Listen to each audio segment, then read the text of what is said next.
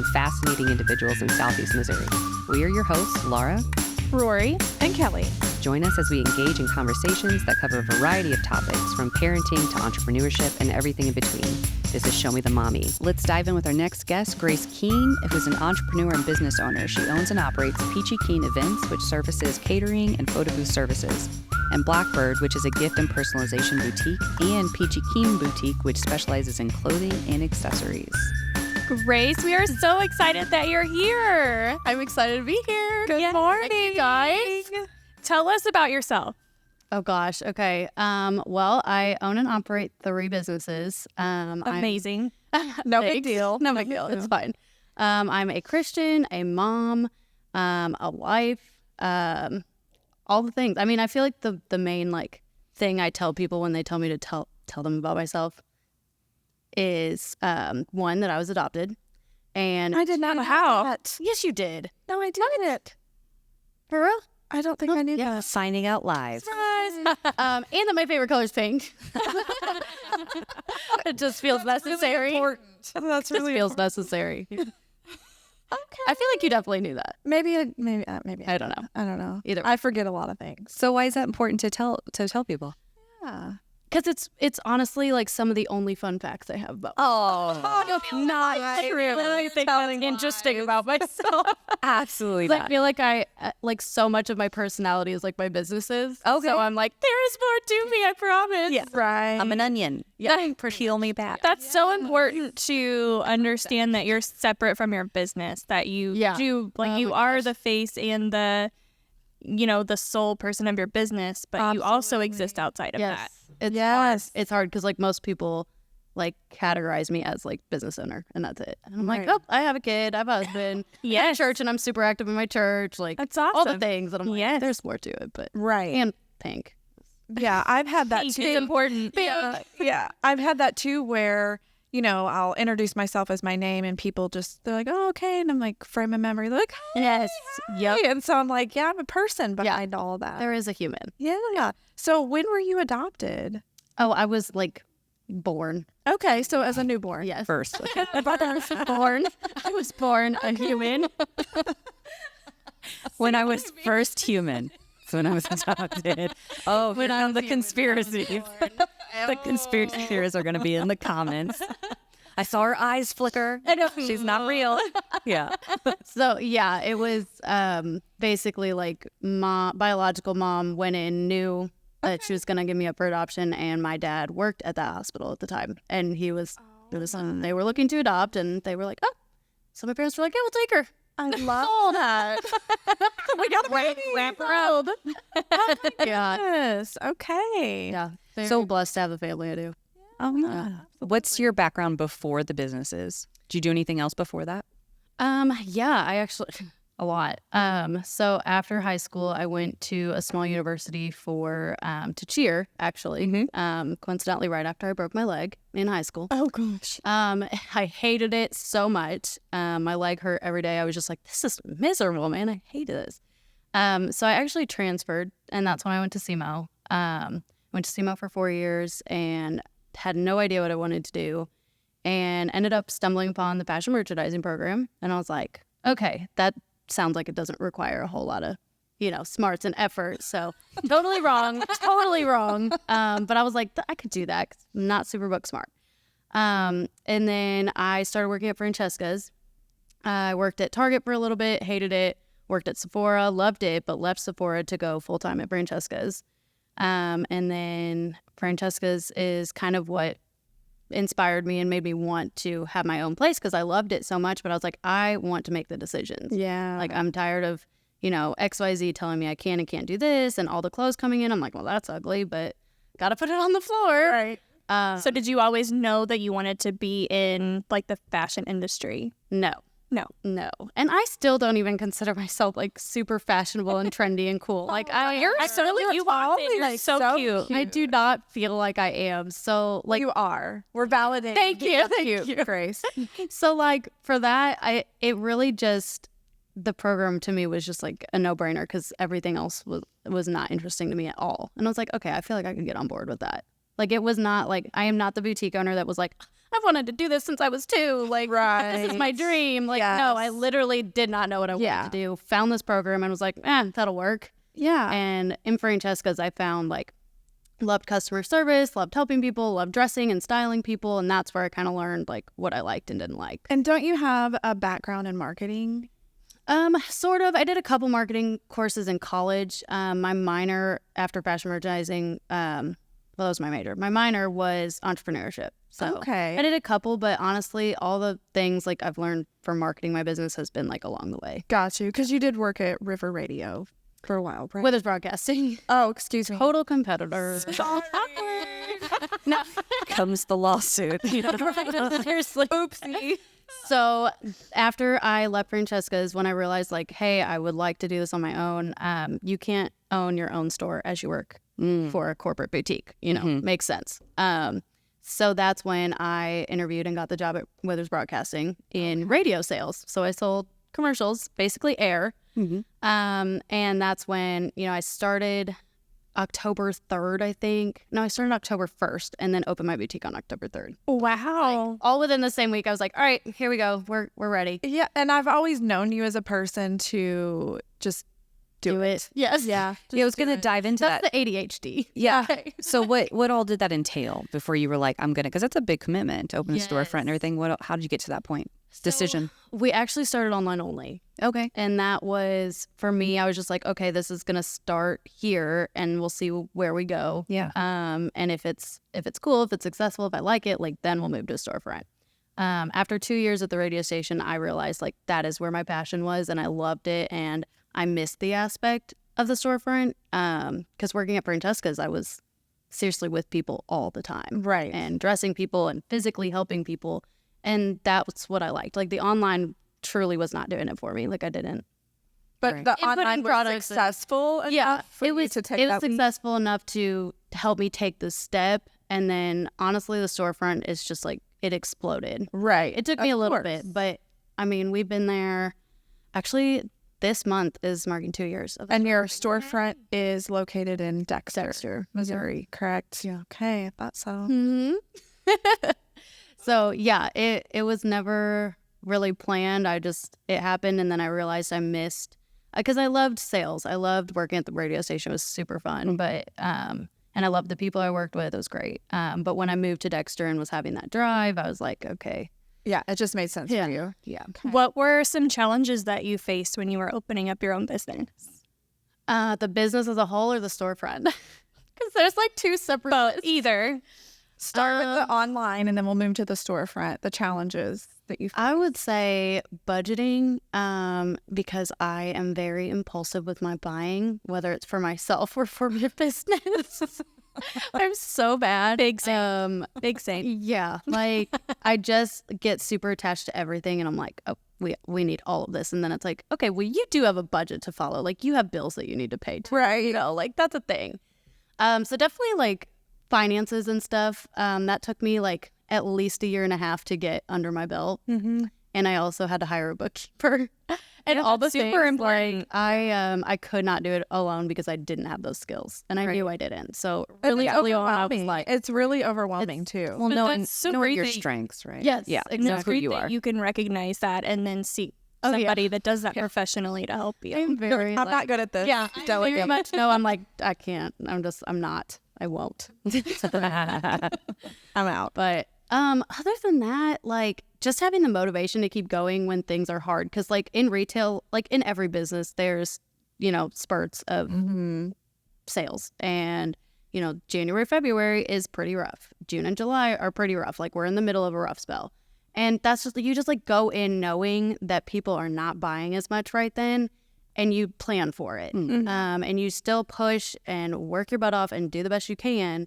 But like in the back of your mind, like and you have your savings piled up, like you're good, like you're prepared. Yes.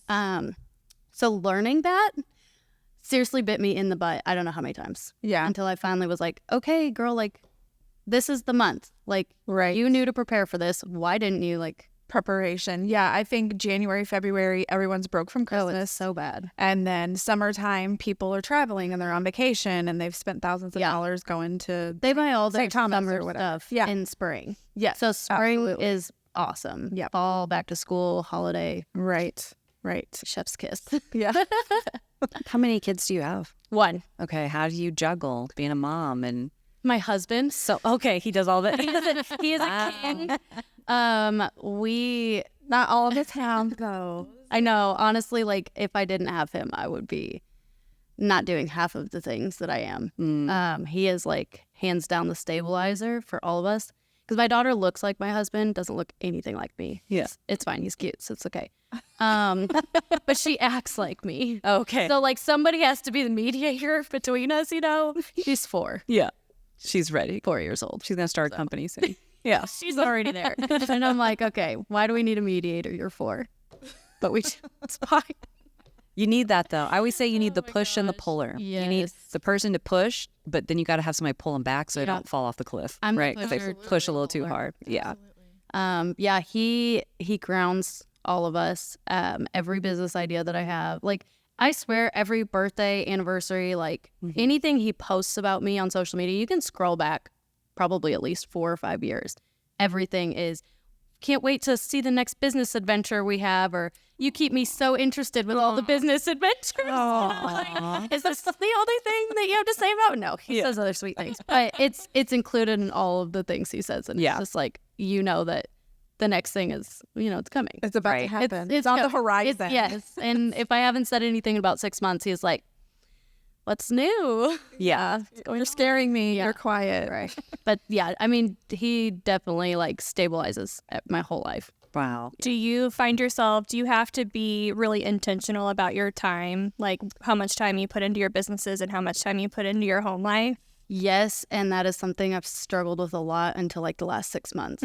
Time management used to never be my thing, like ever. And the last 6 months to a year, I've like been way more intentional with it and like learning how to time manage. And now it's actually one of my strengths, I feel like. Drew would probably argue with that a little bit, but knowing like what needs to be done when, who can work, you know, if I'm on vacation or whatever it may be. That is a huge reason why Peachy Keen Events no longer offers decor and balloon services. Okay. It's because I knew something had to be pulled back. That was the number one thing that was taking up all of our weekends, to the point where like we did not have any family time. Right. Our family time was like me carting them to events so that Drew could help me put up the photo booth or the greenery wall or whatever it may be. What advice do you have for, you know, a business owner that has a family for time management? What would be your one piece of advice? Like what helped you to really like crack down on, do you have a system or? So, How did you get to the point where you were like, something's gotta go? Yeah. honestly, like we were fighting about it. And like I knew, you know, I had known prior to that, but we started fighting more about it. And I was like, okay, like you're the cause of that. Come on now. A lot of it though, I don't have like a system, to be honest. Like I literally use my phone calendar, Google. I don't have a special app or anything. Yeah. And I just am so brutally honest with myself at this point. And honestly, I was not like this up until 6 months to a year ago. And I think the only thing that got me to be like that is growing my relationship with God. Like That's awesome. I cannot tell you a time when I was so brutally honest with myself like I am now.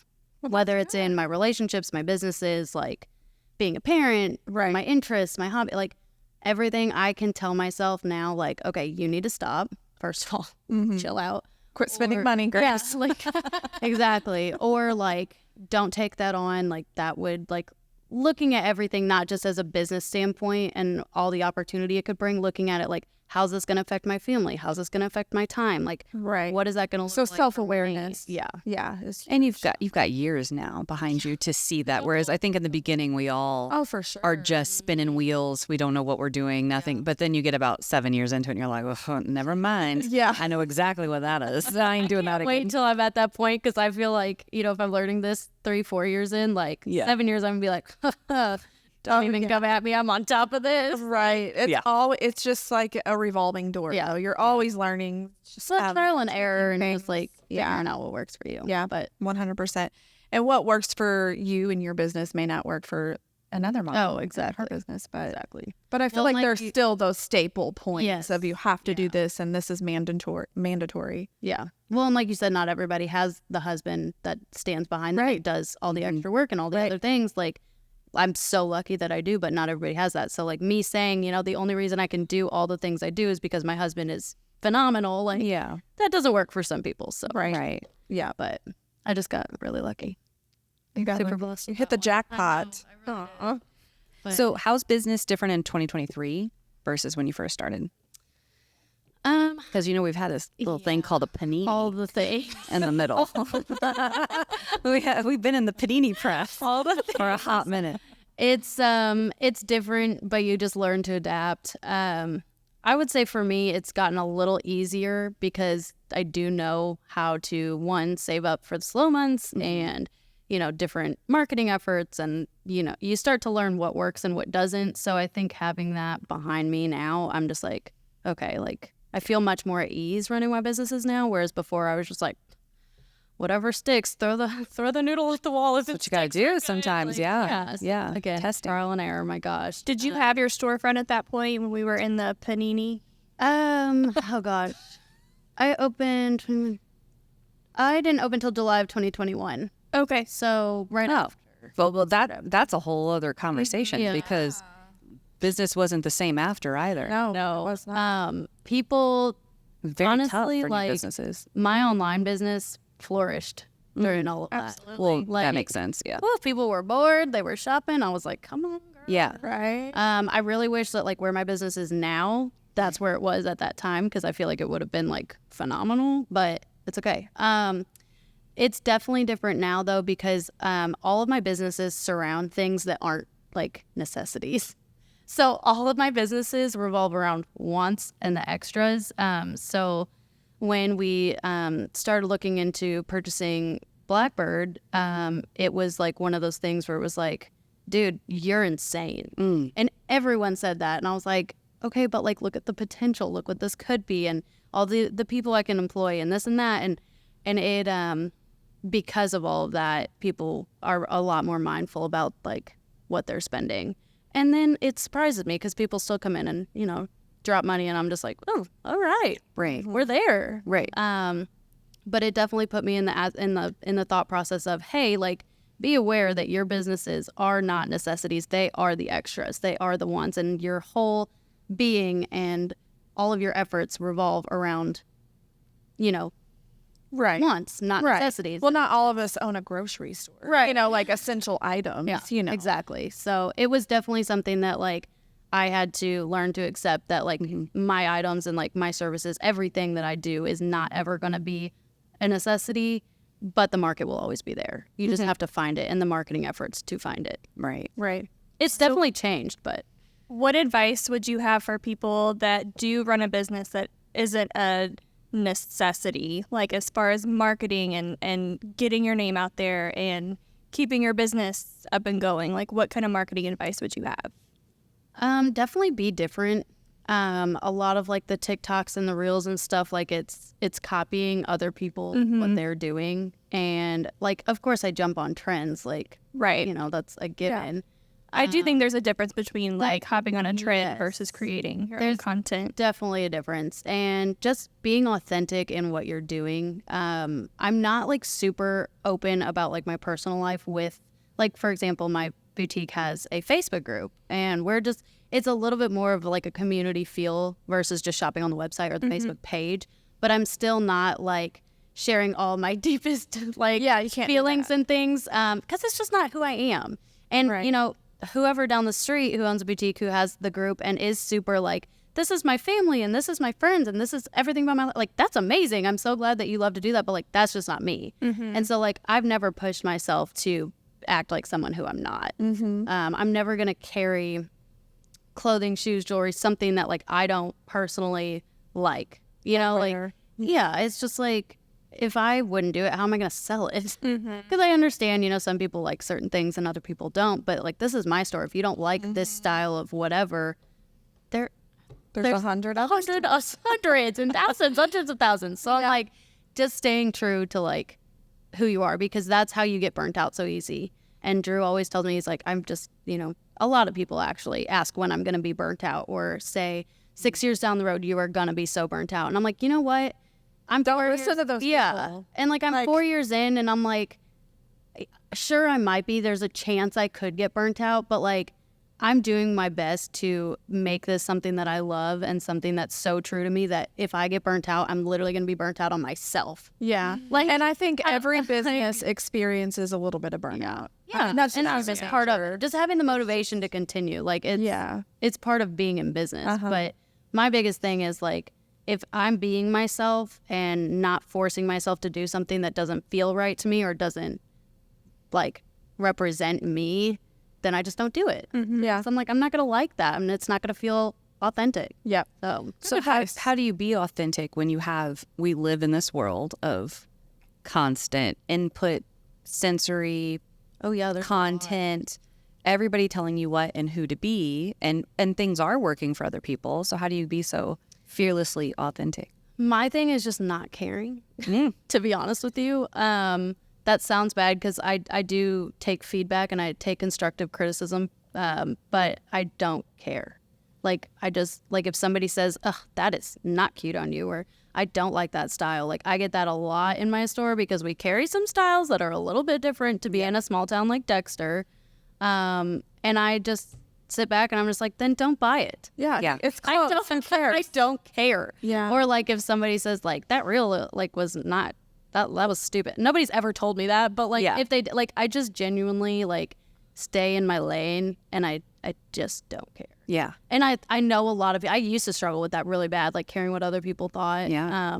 And a lot of that just came so like, I'm just so firm and set in who I am now because God has molded me into who I am, and that is just so confident. Yeah. You're confident. Yeah. And that goes back to what Joy was saying on that previous episode where we were talking about haters and stuff. Yeah. And she was saying how, like, oh, I just can't stand her and her tambourine. Like I'm not for anybody. You're not, if us existing is bothering you, then. Well, and you can't please everybody. That's cannot. just part of it. And accept that, move on. Yeah. I've been a people pleaser for so long. Got to put your energy where it's most, It's like that's like I feel like the only way to be authentic, and the only way you're ever going to truly be yourself is if you don't care what other people think of you, because you're never going to be like, oh, if I do this, is so-and-so going to think this of me? I don't care. I'm going to do it because I want to do it. Like, I think that stops so many people, though. I think so many people are so scared to make the wrong decision. Yep. They're so scared that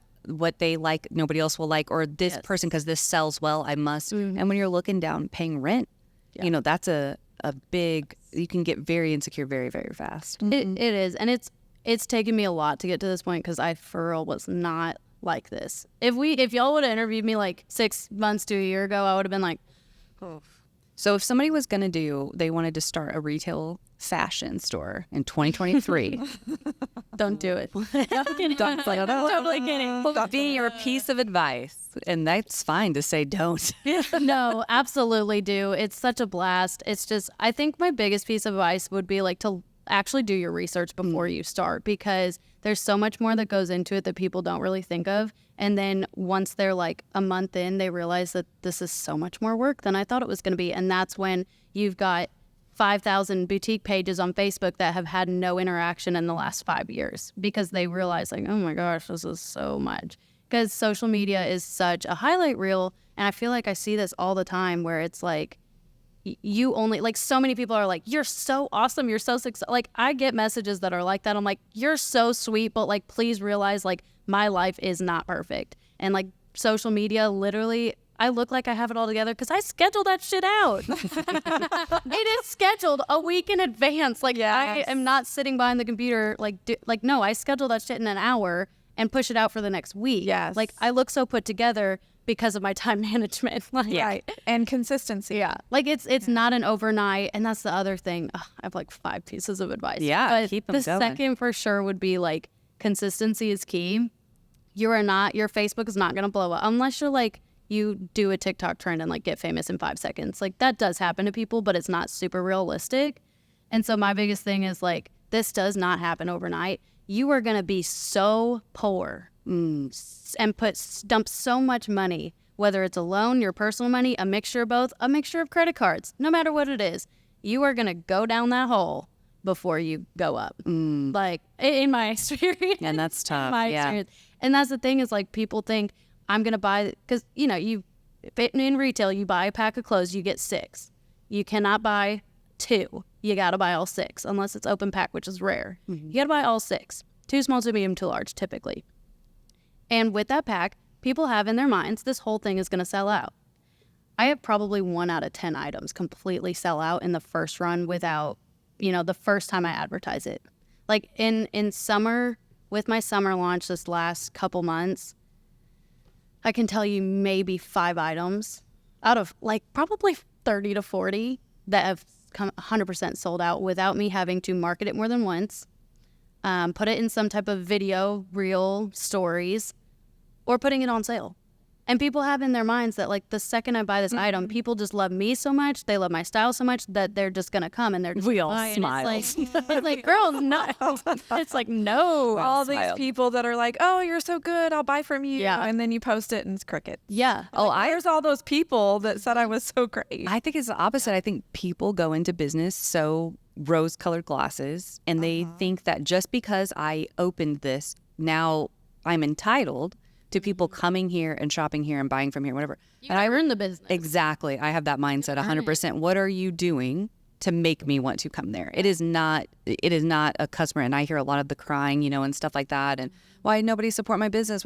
But what did you do to get that to come in here? You can't just open something and then people are going to come in. I mean, we're all hustling 24/7 a day to try to make people come in. So, well, and I think when you start at the bottom like that and then you work your way up, you become so much more incredibly grateful. Yeah. For the business so humbling that you do have. It's so humbling. Like, looking at my numbers this year compared to when I first opened, even just online or when I first opened the storefront, I'm just like, man, you really started at the bottom, girl.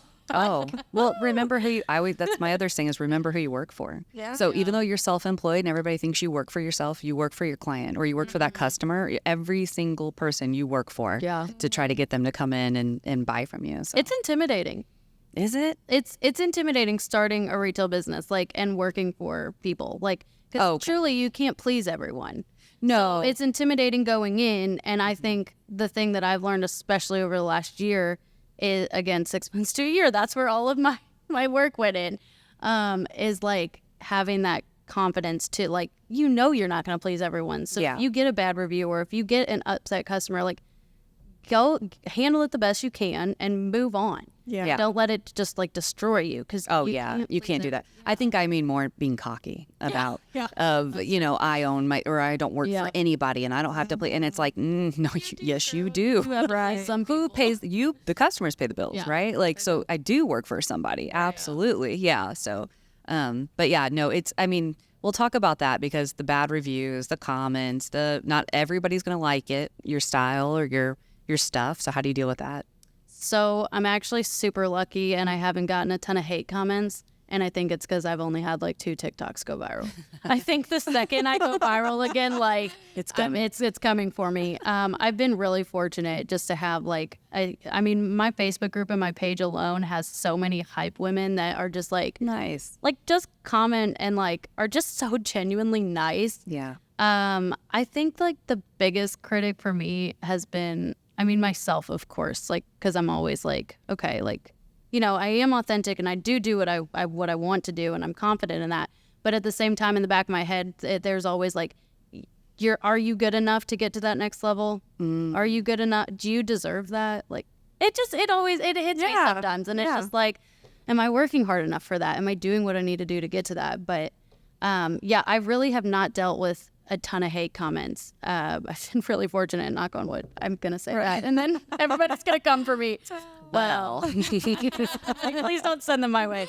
I think a lot of it, though, like, if I did get them, I would either ignore them or delete them and just be like, get off my page. And I think honestly, though, I don't know if this is rare or not, but I think the girl gang that I have would defend me and come after this person and be like, what are you doing? Like, who are you? Get on this page. Yeah. You're going to be a-hole, you know? Go women. If you're going to be rude. Like, I Woman really power. think, I really think I have a group that would back me up. It's so important, not only just in business, but in life, to have people in your corner Absolutely. that'll go to bat for you. Yeah. I seriously think, especially my Facebook group, like, I am not super personable in that group, but a lot of them know me personally.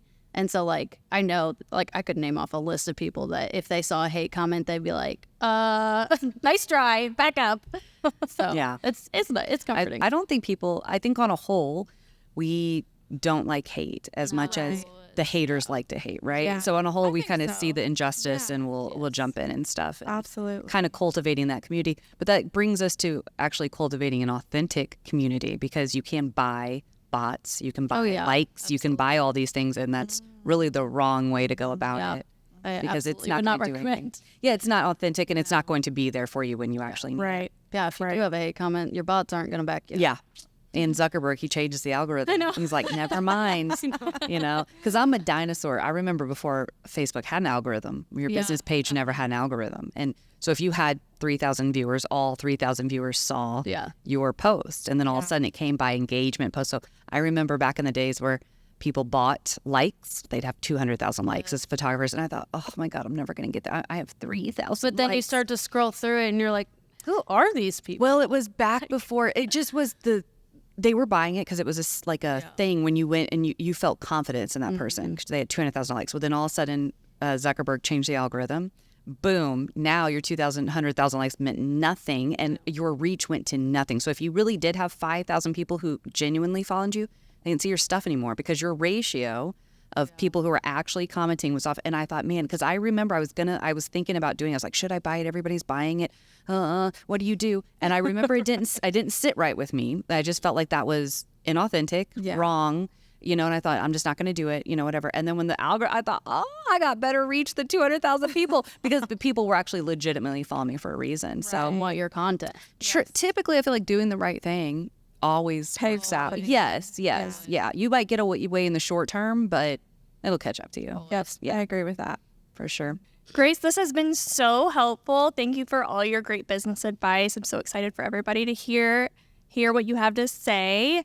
Thanks for being with us. And where can we find you at? Yes. All the socials. All the or socials. Websites. Where do you want people to go? Oh gosh. Facebook, Peachy Keen Events, Peachy Keen Boutique, Blackbird by Peachy Keen.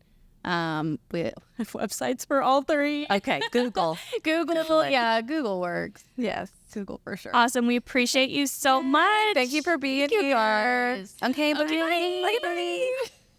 Hey guys, thanks for watching this episode from Show Me the Mommy podcast.